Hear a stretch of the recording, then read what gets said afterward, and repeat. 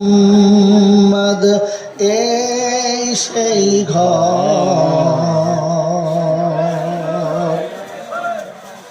বিছানার এক পাশে পানের বাটা, চশমাটা পড়ে আছে সেখানে,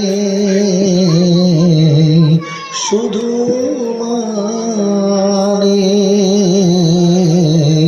শুধু মানে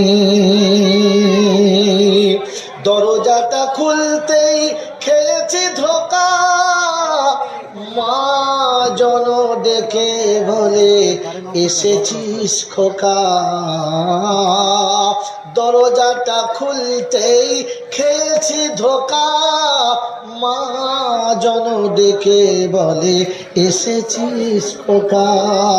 বুকের ভেতর কেমন আগুন জ্বলে, পানি গড়িয়ে আসে নয়নে, শুধু